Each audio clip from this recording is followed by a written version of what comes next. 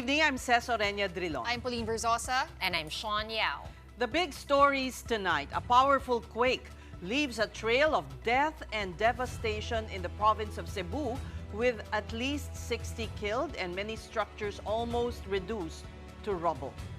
And a new weather disturbance has entered the Philippine area of responsibility. Pag-asa sees Tropical Depression Paulo picking up speed and strength in the next couple of days. And over in Batangas, Taal Volcano is showing signs of unrest again.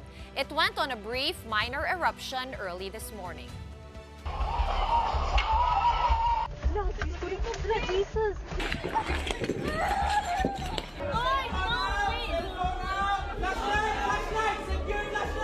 Lord, please send some help, Lord. Kalma, kalma, kalma, kalma, kalma.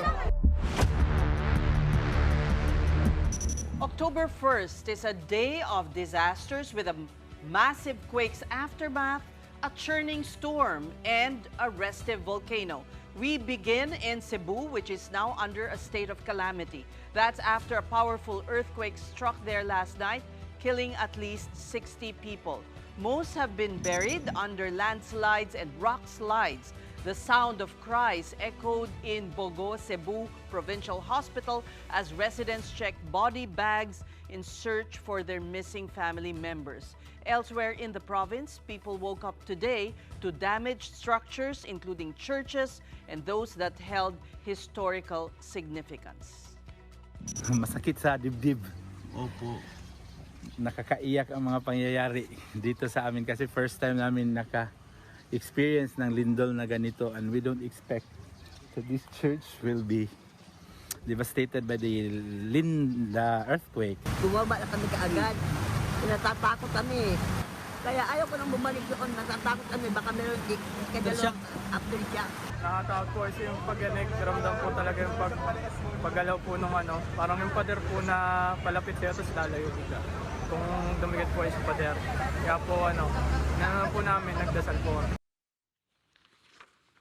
The magnitude 6.9 earthquake struck Bogo, Cebu at 9:59 p.m. Tuesday, September 30th. Shaking with an intensity of 7 was felt in as far as the Bicol region. It was intensity 3 in Masbate, which President Bongbong Marcos visited today. The chief executive distributed aid to victims of Typhoon Opong. According to Communications Office Chief Dave Gomez, President Marcos will visit Cebu next. Ang DSW din nagpadala na rin ng tulong doon sa pamilya ng mga nasawi, yung burial benefits, no? Binigyan na rin nila ng tulong yung mga pamilya ng mga nasawi. Agarang pinag-utos ng Pangulo sa buong cabinet, especially yung mga frontline cabinet secretaries na pumunta sa Cebu or magpadala ng mga tao sa Cebu para mag-conduct ng assessment. Mabilisan din namang nagresponde yung mga cabinet secretaries natin at may mga kanya-kanya silang mga rekomendasyon. Unang-una doon, siyempre yung ating OCD at saka yung ating Bureau of Fire Protection nagpunta na doon para mag-conduct ng rescue and relief operations. Earlier, according to President Marcos, Defense Secretary Gibo Teodoro already went to Cebu as the head of the National Disaster Risk Reduction and Management Council. The President, on the other hand, headed back to Malacanang to administer the oath of office to newly promoted generals and flag officers of the Armed Forces of the Philippines. Here, the President highlighted the importance of our uniformed men, especially in times of disasters. We continue to rely on your vital role in rescue and relief efforts. I think the situation that we just came from in Masbate and that we are going to go to now in Cebu will highlight that the importance of the work that you do beyond what you would call combat operations. Now let's get updates straight from the Provincial Command Center in Cebu City. One News Cebu desk, Dale Israel, reports to us live. Dale, are search and rescue operations still ongoing at this point? Yes, maayong gabi, Ces. Yung search and rescue operations is still ongoing, and nagsabi ng PDRMO ay the toll has already risen to 65 as of 6 p.m. tonight, and the total number of injuries has now reached 293 based on the PDRMO situation report released here at the capital. A command center is currently being set up here at the capital, which will serve as the main hub also for receiving donations. Meanwhile, there are also calls for volunteers from Cebu City. We actually saw a lot of volunteers already, but they are all waiting for bus rides or ferry going to Bogo City, which is badly hit by the earthquake. Actually, there are now 100 volunteers, also student nurses, that will be deployed to Bogo City, but they are still waiting for vehicles to get them to Bogo City. The highway is already cleared going to Bogo, and these volunteer students are also spotted here at the capital. There are minor damage only here in Cebu City, and the ones here are just preparing to send help in the badly affected areas, which is in the north. Last night, as you can see in the videos, that the Cebu City Medical Center had to evacuate their patients. They moved it to tents because after a few minutes after the earthquake, there was heavy rains throughout the city, and there's even flooding. So they had to put the patients on the tents. And the two hotels also, there are also two hotels that were sustained damage with ceilings falling from, these are two hotels located at a reclaimed lot here in Cebu City. Currently, the most urgently needed donations are clean drinking water and food. They are also asking for contractors to volunteer heavy equipment, which can be used from the retrieval operations in the north, which is according to the PDRMO, the ones that are badly hit are the city of Bogo, Bantayan, San Remigio, and Medillian. Back to you guys. Just to confirm, Dale, you mentioned that the roads leading to Bogo are now clear. That's around 3 hours out from Cebu City. What about the mga islands, no, like Bantayan Island? We also saw some clips there on social media. Have rescuers reached as far as there, and were they able to assess the damage? Yes, as far as the smaller islands, the Bantayan Island is actually it's a tourist spot, but the PDRMO said that they have already reached the part in Bantayan. There's not, they had to. They're still assessing the situation in Bantayan Island. But as far as the mainland is concerned, here in Dan Bantayan, San Bogo, and Medillian, that's where the bulk of the fatalities were located. Well, Dale, you are a native of Cebu. Tell us about your experience last night, because according to FIVOX, intensity 7 was also felt there. Would you say this was the strongest earthquake you've felt in your lifetime there in Cebu? Yes, actually last night when I was about to go to sleep, suddenly the whole house shook and our dog started barking loudly, and I couldn't move for a while because I froze, and honestly I panicked. But the glassware that I had on top of the table and on the cabinet fell, and they all fell, and the people in our barangay ran out of their houses. Some actually took to the streets, while others looked around in fear and confusion. Everyone eventually returned to their homes after a few minutes in our barangay, actually. But the shaking was more than, from what I've experienced, it's 20 seconds to 30 seconds shaking, and it's really intense. And it was actually the second time I've had something like that. The one was in 2013, where the epicenter is in Bohol. And now it's here in Cebu. How were the aftershocks? After the aftershocks was like after the big shaking, and after that, after 2 minutes, may aftershock na, and and then on and off, there's a 3-minute gap between the aftershock. There's another 3-minute to 4-minute gap, may aftershock na. That goes on until at dawn, and so I was able only to sleep around 3 a.m. after the aftershock mellowed down. How about today, Dale? Are they still continuing, these aftershocks? Just to add, Dale, no, ang sabit, tama ba ng FIVOX is up to a month you could experience aftershocks there. Tama, tama. I was expecting it to continue, I mean, the aftershocks to continue, because from what I have experienced when the Bohol quake happened, the aftershocks was experienced about a month after the earthquake after we had the earthquake in Bohol. But now here in Cebu, I was expecting it to last even a week or 2 or 3 weeks after. Dale, since you're in the command center no, in the provincial capital, I just wanted to ask about the engineering audit. Usap-usapan natin, syempre, no, ang faulty substandard public works projects. When is the provincial government deploying, I don't know, engineers to check on, public infra, buildings, etc.? Actually, the governor, our Cebu governor, is already there in Bogo, and from what I've learned last night, she brought with him engineers from the provincial government to assess the condition of the infrastructure, especially the government buildings and bridges here that were damaged from the quake. So these engineers are currently in Bogo City. They are also in other areas like Medellin and in San Remigio, where a complex actually collapsed while there was a basketball game ongoing at around 10 o'clock last night. Dale, where are most of the casualties coming from? And what was the cause of deaths? Were they in buildings, or was it because of landslide, rock slides? Most of the casualties the 30 of these casualties are in Bogo City, and there's also 12 fatalities in Medellin. There are 15 casualties in San Remigio, and about 1 in Sogod, and 5 casualties in Tabogon, and 1 in Bourbon.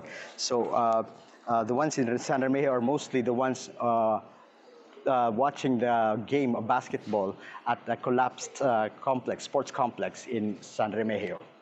And Dale, just wanted to go back to your report about the hospitals. You did mention about 290 people are injured. Kamusta ang sitwasyon sa mga hospital? Full capacity na ba sila? And there were also images of patients being treated outside already. The hospitals, nailipat ba sila sa better equipped facilities? May nanganak pa. Outside. Tama. Outside. Yeah. Tama. These are patients that are still waiting for transport to bring them to Cebu City. The private hospitals here in Cebu City have already signified that they are willing to accept patients coming from Bogo City. But the problem now is transportation from Bogo City to Cebu City, which is about a 3-hour drive from Bogo going to Cebu. So they're waiting for volunteers. Dale, what's causing the difficulty? Are some roads impassable?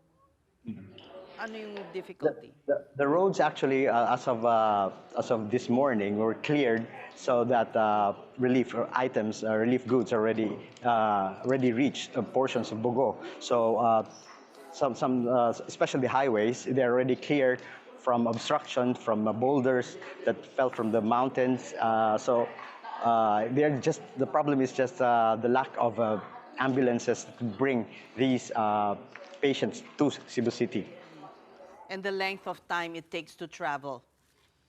That's 3 hours. Right. So, Dale, any more appeals to the national government? What else is direly needed? Right now, the PDRMO said that they all need clean water and food for those who are in Bogo, and equipment that could. There's actually a housing project there in Bogo City, where the houses collapsed. So they need this construction materials or heavy equipment that could get the people. They believe that there are still people below the rubble in the housing project in Bogo. All right. Daghang salamat, Dale Israel. Our thoughts and prayers are with you and with the people of Cebu.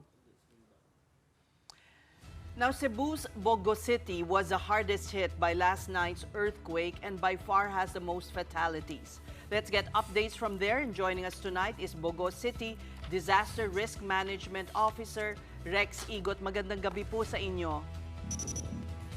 Magandang gabi po, ma'am. Give us an assessment, sir, of the situation there now at ano po ang kailangan nyo pa mula sa national government? Ngayon, ma'am, sa Bogo City, we are now retrieving bodies, ma'am, from trap in one barangay. Then yung iba po ay na-retrieve na po namin. So, yung need talaga namin yun is temporary shelter. Yung mga tents, yung sleeping kits, potable water, drinking water. Kasi yung linya ng tubig namin ay natira yung mga pump station. So we only have one pump station available now or functioning. Then we are now distributing water also from selected barangay. So yan po yung initial namin ngayon, ma'am. Is there hope to find survivors still underneath the rubble, sir? Now, ma'am, wala na kaming, we're not looking for a survivor, but we are now retrieving dead bodies were trapped in one area named Barangay Gairat. And the other barangays were already, we already retrieved the bodies and placed it to the Cebu Provincial Hospital po. Okay. And can we confirm that you have 30 dead dyan po sa Bogo City alone? Or has the number changed? 31, ma'am. But still, we're not identify the one we're trapped in Barangay Gairan. So even the neighborhood there, wala pa silang talagang exact detail kung ilan talaga yung na-trap sa isang pension house po. Saan So po possible yun? po mag-increase ng konti. Which barangay po, sir? Barangay Gairan po. Gayaran. Tama po ba? Gairan po, yes po, ma'am. Sir, you know, in other quakes before, marami pong survivors na kukuha even days after. Pero bakit po wala na pong pag-asa na makakuha ng mga buhay pa? Na-rescue na po kasi namin kanina ng umaga, ma'am. Early in the morning, actually mga alas 4 ng madaling araw, nag-start na kami ng operation, yung search and rescue. So, na-recover namin yung mga buhay. Then, by morning, hindi namin makuha yung mga, yung no sign of life na po kasi we need heavy equipment from different agency din po. So, that's why, yung nangyari dito po. Opo, gumuho ba ang gusali o may nagkaroon ng landslide? Ano po ang nakatabon sa mga katauhan po, sa mga tao? We have one barangay, ma'am, named Barangay Binabag. Yun po yung pinakataas na bundok namin. Yung sa gilid ng bundok, may mga nakatira doon. So, yun po yung natabunan ng landslide. Okay. Then, yung mga iba naman, yung nasa proper namin na yung mga 3-story building, yun po yung mga gusali na nag-collapse. Saka yung sinabi kanina, na yung SM Cares na sa Barangay Pulambato, na 2-story row house building, nag-pancake collapse po. So, yun po yung mga area din. Yung mga facilities namin, actually, talaga, ma'am, na sira. Marami talaga sira sa amin. So, we need talaga ng tulong for rehabilitation po. Sir Rex, may nakita po kaming picture na nakakasustain ng damage rin po ang Bogo City Hall. Gaano po ba kalala yung sira na natamo nung building na yon? And we're asking this kasi mainit na usapin nga po ngayon yung mga substandard na infrastructure projects. So, would you know sino po ang contractor ng City Hall ng Bogo? Hindi ko maano, ma'am, kung sino talaga yung kontraktor ng City Hall kasi hindi ko pa naabutan yung nagawa na yung City Hall. Pero yung gusali naman, ma'am, nakatayo pa. Pero yung mga, yung mga beam, saka yung mga finishing patches niya, yun po yung nangatanggal. Pero hindi pa po kasi pinapasok yung area for the safety lang po ng lahat. So yung outside, lang po yung makikita kasi yung lahat namin o yung facade, wala talagang yung beam niya kasi malapad. So sir, as of this moment, alin pong mga lugar sa Bogo ang maituturi pa ring unsafe at lalo na't may mga aftershocks pa rin na pwedeng asahan. So does that mean na hindi pa rin po rin makakauwi ang mga tao sa kanilang mga kabahayan? Actually, the whole Bogo po, ma'am, kasi nandito kasi yung epicenter, talagang malakas po yung lindol dito yung kagabi. So, yung advice namin sa lahat ng barangay, doon lang po sila sa open area. So, wala talagang papasok muna sa bahay. Kasi yung aftershock dito, malakas din kasi po, ma'am. Until now, may mga aftershock lang. Pero hindi kagaya ng kaninang hapon na mga malalakas na aftershock. Ngayon, rare na lang po siya. Mga ilan po kaya ang mga, kumbaga, displaced, yes, residents? Ilang pamilya o ilang tao? As of now, ma'am, talagang on counting pa yung ma'am, yung mga displacement. Yung mga kapitan namin, kasi lahat kami dito, biktima kasi, ma'am. Then yung communication parang hindi masyadong maganda. So we are now still ongoing assessment with the Ardina team. And then dito na rin yung mga DSWD na tumulong sa amin sa DSWD din, yung mga barangays po. Hindi naman kasi namin talaga maano ng displacement, ma'am, kasi yung mga tao, yung parang nala sa gilid ng mga bahay lang nila. Okay. Kamusta naman po? May kuryente na po ba dyan?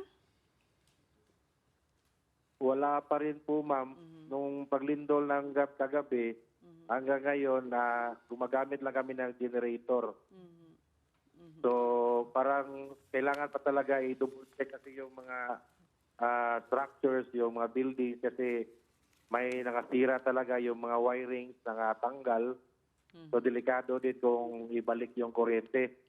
Saka yung tubig namin, isang pump station na po yung gumana.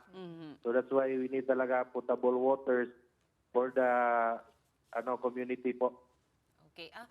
Sir Rex, kanina kausap namin yung aming desk head doon sa provincial capital, yun po yung command center. Ang sabi niya po ay kulang po ng mga ambulansya para po idala yung mga sugatan dyan sa Bogo paputungo sa Cebu City and other more functioning hospitals.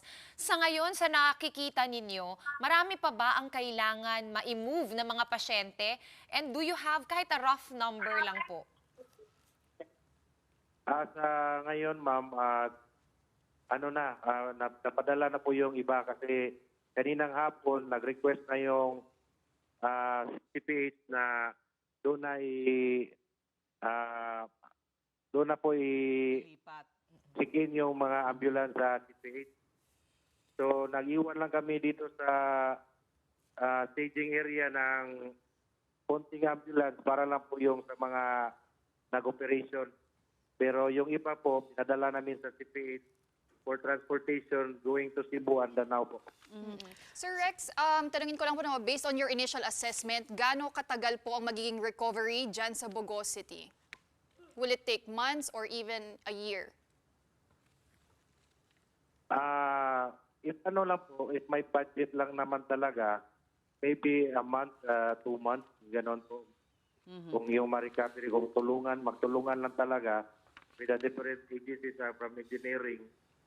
So, pwede siguro, kasi hindi naman talaga na karamihan, sir, mami, na collapse talaga. So, for repairs lang po, rehabilitation lang ng ibang mga structures. Pwede nyo pong i-share sa amin ano ba yung naramdaman ninyo kagabi nung kasagsagan nung lindol? Kami sa Bogo City, ma'am, nakatry na kami ng Yolanda. So ngayon na nakatry din namin ng malakas na magnitude yung intensity. Talagang shocking pa kasi ma'am, naawa lang talaga ako pati sa mga responders. Nang pinupuntahan namin yung mga trap victim, talagang nakakaawa kasi overwhelmed kasi kami yung biktima eh. Yung mga gamit, yung mga responder namin na injury. So parang talaga yung bakit nangyari yung makatanong tayo ba bakit nangyari to. Talagang overwhelmed po, parang talaga. Hindi ko ma-explain ma'am kasi parang masakit yung feeling. Kasi from ilang years, from bata pa ngayon lang nangyari. So yun po ma'am, talagang devastating yung nangyari dito.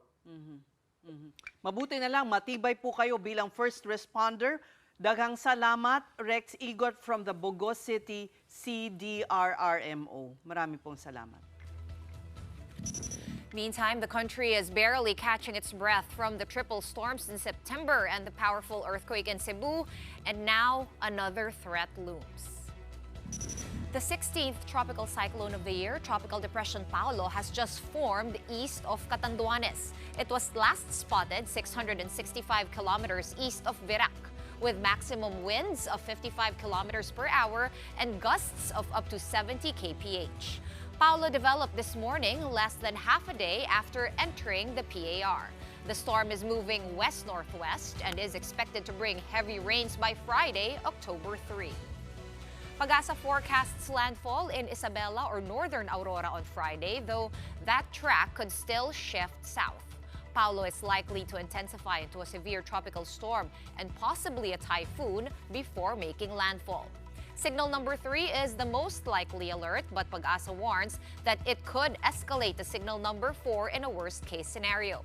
And this may just be the beginning, with as many as 4 tropical cyclones expected to enter the country this month of October, according to the State Weather Bureau.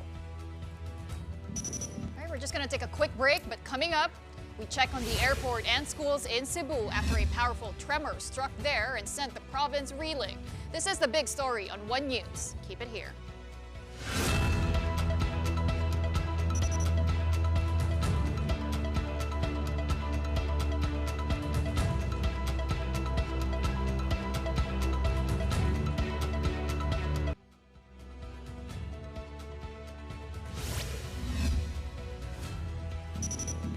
The big story is back with the very latest on the aftermath of the powerful earthquake that struck Cebu.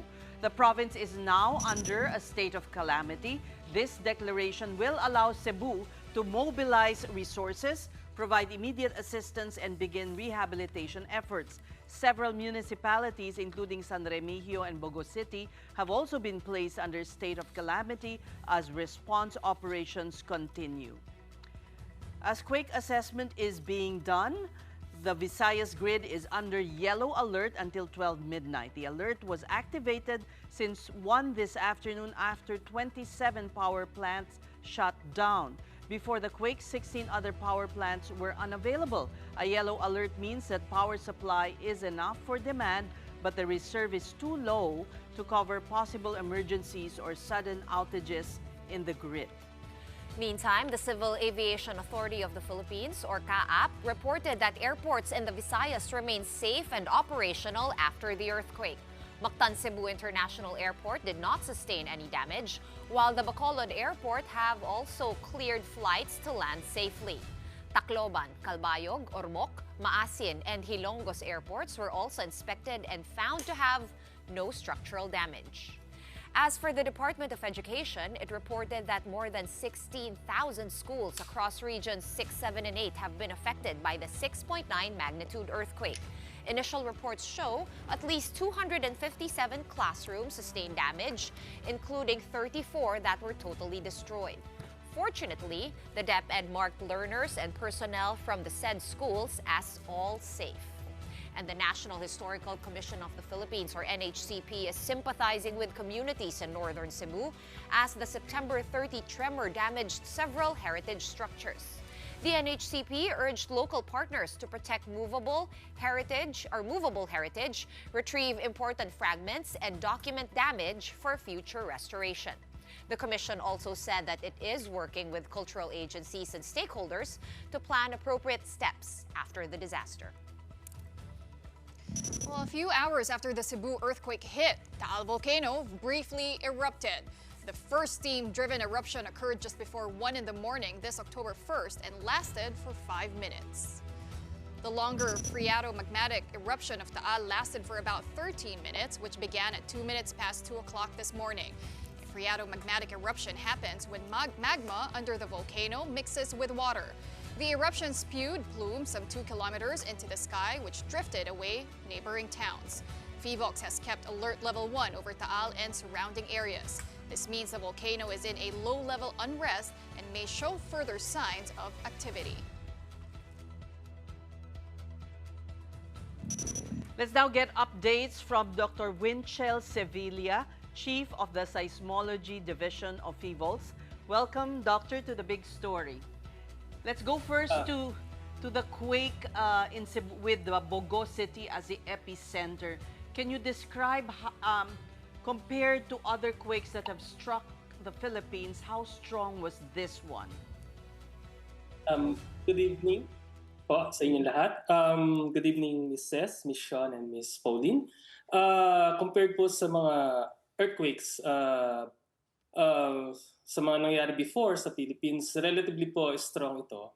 And in fact, sa epicentral area, alam naman po natin na marami po, malawakan yung naging damage doon.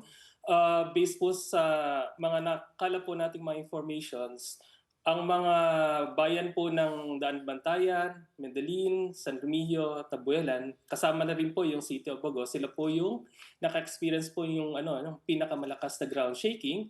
Ito po ay nasa intensity 7. Pagka po sinabi nating intensity 7, ito po ay, ang description natin po ay destructive. Usually po ay nagkakos po ito ng panic.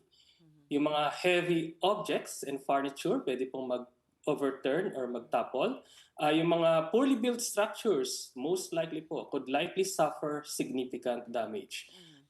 Ongoing po ang ating pong monitoring and marami pa rin po tayong nare-record na mga aftershocks. In fact, as of 3 p.m. today, we had recorded 990 earthquakes. This afternoon din po, nagpadala na po tayo ng quick response team para po mapag-aralang mabuti yung pong fault na nag-cause po ng earthquake. So hanggang kailan po mararamdaman itong aftershocks?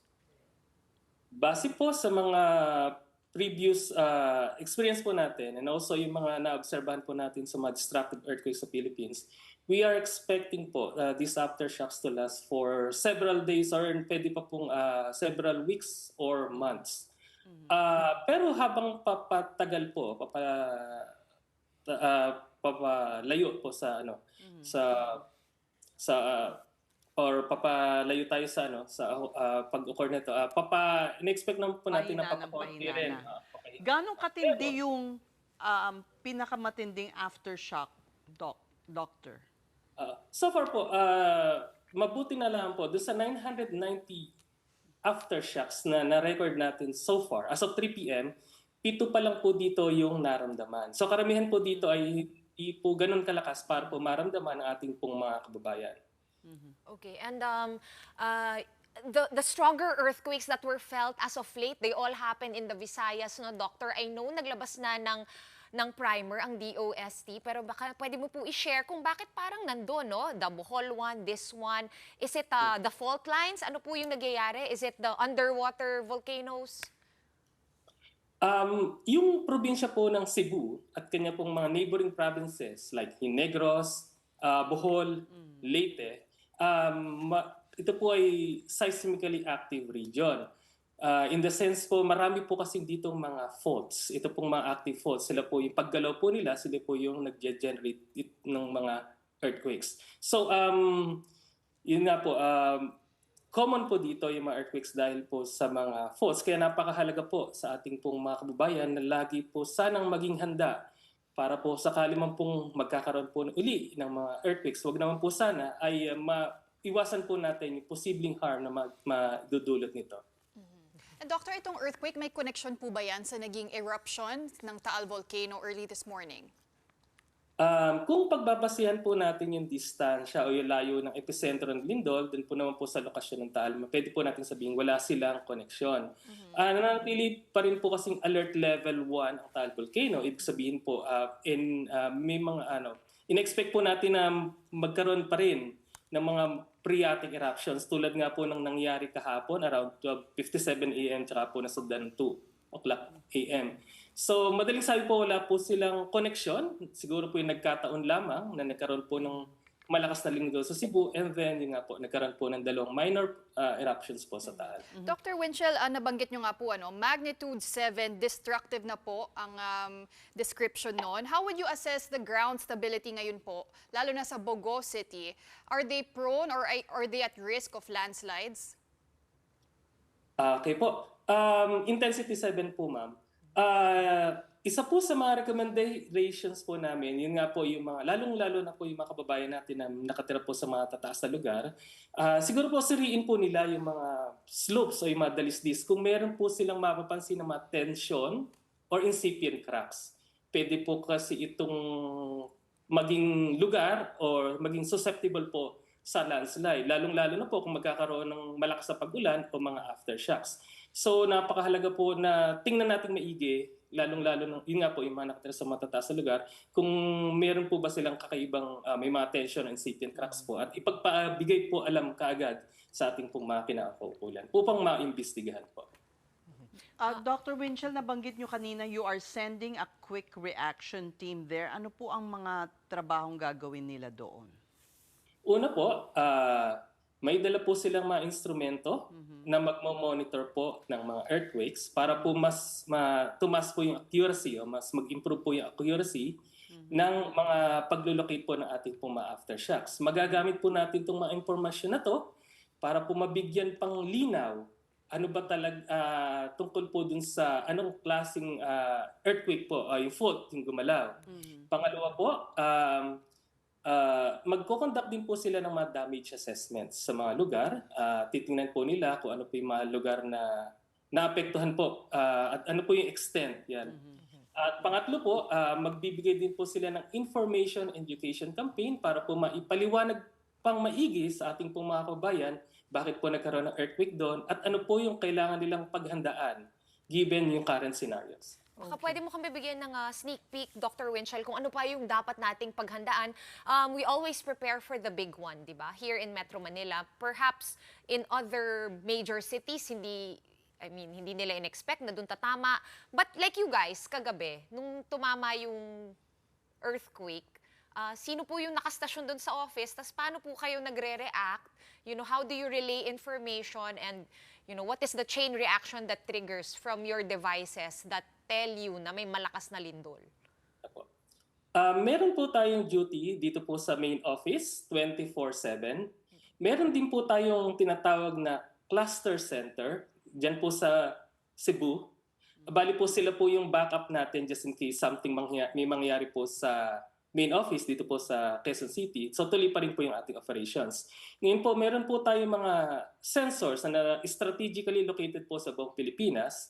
And then dito po sa aming main office, sa Data Receiving Center, once na pumasok po yung data, automatically po mayroon po tayong mga sistema para po ma-locate automatically yung earthquake. So yun po yung ating initial information. And then this initial information, disseminate po kagad natin sa Office of Civil Defense para po ma-cascades po nila ito sa ating pong mga kababayan. At the same time, yung ating pong mga field staff, meron po silang direct connection sa ating pong mga CDRIM-Os and RIM-Os para po mas mabilis pang maikalat yung mga impormasyon na kailangan po nila tungkol po sa halimbawa sa posibleng maging epekto tulad nga po ng nangyayari kagabi, yung epekto po nitong lindol. And buti nga walang tsunami warning na kasama itong specific earthquake na ito. Dito sa mga aftershocks, kung sakaling may medyo malakas-lakas na aftershock, possible ba na biglang magkaroon ng tsunami alert or is that out of the question? Ina-expect po natin na yung mga succeeding aftershocks significantly mas mahina po dito po sa main shock. So hindi po natin ina-expect na mag-generate po ito ng tsunami. Ganun man po, kung sakali mang pong magkaroon ng aftershocks at maramdaman ito po ng ating mga kababayan, ang aming pong rekomendasyon ay gawin po ang drop, cover, and hold para po maprotektahan tayo sa mga bagay na posible pong bumagsak sa atin. At kung sakali man pong may napansin po tayo ng mga visibly weakened na po ng mga structures o may mga damage sa po ng main shock, maganda pong ipagpaalam po natin to sa mga concerned authorities para po magawan po ng kaukulang inspeksyon at mabigyan po tayo ng tamang abiso kung ano po ang dapat natin gawin. And finally, Doctor, more on sa education for the benefit of our viewers, ano po ba dapat gawin? In case ganito na nga kalakas ang lindol, we were showing videos dun sa tulay. Tama po ba yung ginawa ng mga motorista? Bumaba sila from their motorcycles, although yung isang nagvi-video, nanatili po sila inside their vehicle.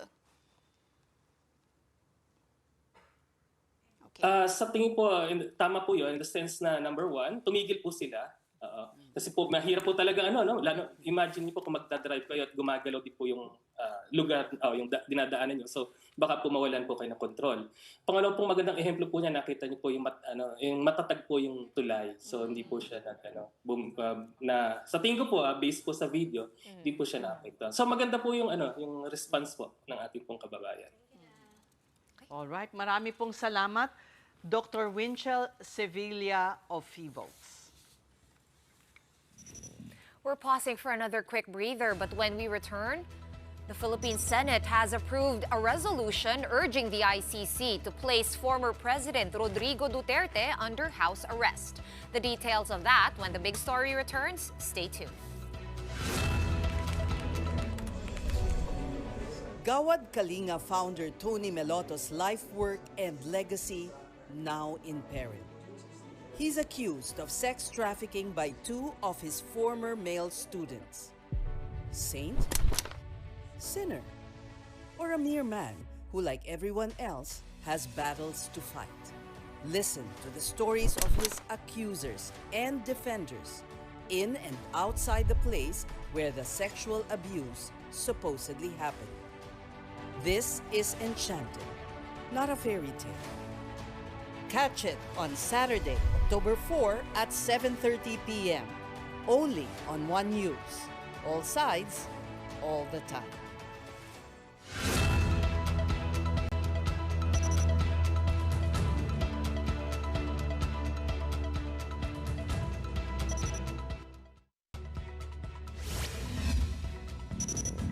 Welcome back to the big story.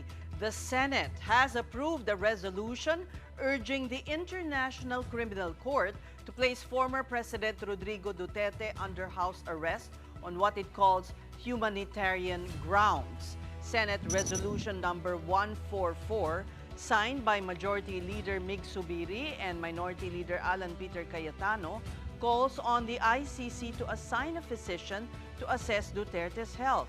If detention is found to worsen his condition, the Senate appeals for house arrest or a similar arrangement, but still under restrictions to safeguard the trial. The measure passed with 15 votes in favor, 3 against, and 2 abstentions, formally requesting the ICC to act while proceedings continue. But ICC Assistant to Counsel Attorney Cristina Conti says the resolution carries no weight in the proceedings. She notes the court will only consider legal and medical evidence when weighing Duterte's requests, whether to adjourn the trial over alleged cognitive issues or grant interim release due to age and health. Without direct knowledge of Duterte's condition, Conti warns the Senate's move risks being dismissed as political noise. That's as the upper chamber has no formal role in the proceedings, and it's unclear how the resolution would even reach the court. Conti also warned the move could backfire. She says the ICC might interpret the Senate resolution as undermining its independence, something it has criticized other governments for in the past. Attorney Conti stressed it could even reinforce the perception that the Duterte still holds significant political power, especially given their positions in Davao. And in other news, President Bongbong Marcos's net satisfaction rating rose significantly based on the latest social weather station survey. This survey result was released on September 30 and was conducted from June 25 to 29 or before the president's anti-corruption campaign. It found that 46% of adult Filipinos are satisfied with the president's performance, while 19% are undecided and 36% are dissatisfied. The resulting +10 net satisfaction rating, satisfied minus dissatisfied, is a big turnaround from -10 in April. The president's satisfaction rating has also been on a steady decline from +32 in September of 2024 to +1 in February of 2025. The 46 percentage points also showed that the president's satisfaction rating rose across all major areas, with the largest improvement in Mindanao. His rating also improved in Balanced Luzon, the Visayas, and in Metro Manila. When asked for a reaction, the chief executive said the survey result was nice, but noted that the government needs to keep on working to deliver services to Filipinos. I guess we just have to keep working. Wala naman whatever is happening, kahit na anong nangyayari, kahit may bagyo, kahit na may skandalo, kahit may gulo, ang taong bayan ay umaasa sa pamahalaan na tuloy ang serbisyo, tuloy ang trabaho ng pamahalaan, tuloy at every level, at the national level, at the local level, na tuloy-tuloy lang. Kami, mga public servant, kami ng mga hinalal ng taong bayan, ay dapat nakikita na hindi naglalaro na kung ano-ano ginagawa, namumulitika, whatever, basta nagtatrabaho lang para makapagserbisyo sa tao.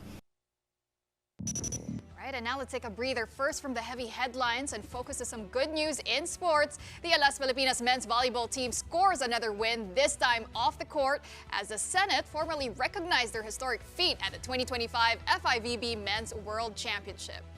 Senators unanimously adopted Resolution 143 filed by Minority Leader Alan Peter Cayetano, commending the team for placing 19th out of 32 countries. And for more details, we have mobile journalist Marymon Reyes reporting live from the Senate.